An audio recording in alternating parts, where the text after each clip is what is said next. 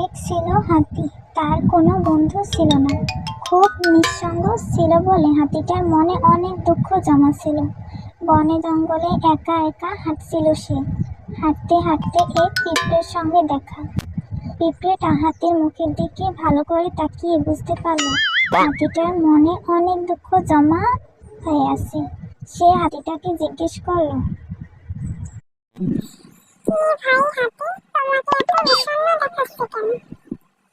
পিঁপড়ের কথায় হাতির মনটা একটু হালকা হলো।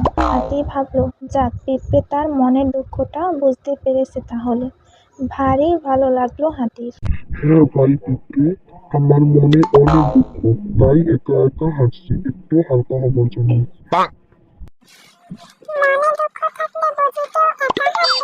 তখন তো তুমি কোনো বন্ধু বেছে নেবে যে তোমাকে সঙ্গ দেবে, তোমার মন থেকে দুঃখগুলো ভাগাভাগি করে নেবে। এবার সত্যি অবাক হলো হাতি, তার যে কোনো বন্ধু নেই সে কথা কি পিঁপড়ে বুঝতে পেরেছে? বন্ধু কোথায় পাবো? আমার তো কোনো বন্ধু নেই, কেউ আমার বন্ধু হতেও চায় না। আমি নাকি বেয়ারা, বদমেজাজি আর বদ ধরনের। এই কথা শুনে ভীষণ হাসি পেল পিঁপড়ে, কিন্তু হাতি দেখে ফেলে পাশে দুঃখ পায়, তাই অনেক কষ্টে হাসি চেপে রাখল সে। কেন কেন কে তোমাকে এমন বিশ্রী অপবাদ দিল ভাই? তোমাকে দেখে তো মনে হচ্ছে না যে তুমি বদমেজাজি কিংবা গোয়ার। হাতিটার মনে হলো এই তো প্রকৃত বন্ধু, যে ইতোমধ্যে তার দুঃখগুলো দূর করে দিয়েছে।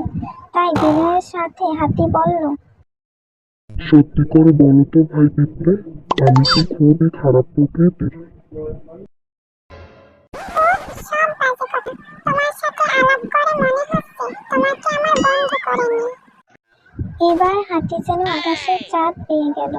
আনন্দে আত্মহারা হয়ে সে পিঁপড়ের সাথে কোলাকুলি করতে চাইল, কিন্তু কেমন করে কোলাকুলি করবে হাতি? তার বিশাল শরীরটাই যত বিপত্তি বাঁধালো। কোলাকুলির ইচ্ছেটাকে দমিয়ে সে পিঁপড়েকে ধন্যবাদ জানালো।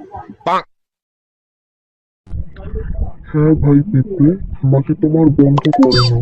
আমরা দু বন্ধু আমাদের দুঃখগুলো ভাগাভাগি করে নেব।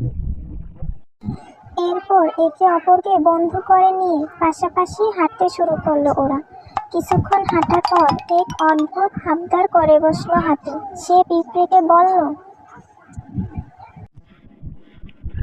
বন্ধু পিঁপড়ে, আমাকে তোমার পিঠে তুলে নেবে? আমি যে আর হাঁটতে পারছি না। হাতির কথা শুনে পিঁপড়ে তো অবাক। বলে কি হাতি, এও কি সম্ভব? সে বার কয়েক হাতের বিশাল শরীরটার দিকে তাকাতে চাইল, কিন্তু পারল না। পিঁপড়ের সামনে বিশাল হিমালয়ের মতোই দাঁড়িয়ে আছে হাতি। সে ভেবেই পেল না কি জবাব দেবে হাতিকে। ঘাড় বাঁকিয়ে বেকুব হাতিটাকে বিড়বিড় করে কি যেন বলল সে। তারপর কাছাকাছি ছোট্ট একটি গর্ত পেয়ে হারিয়ে গেল মাটির নিচে।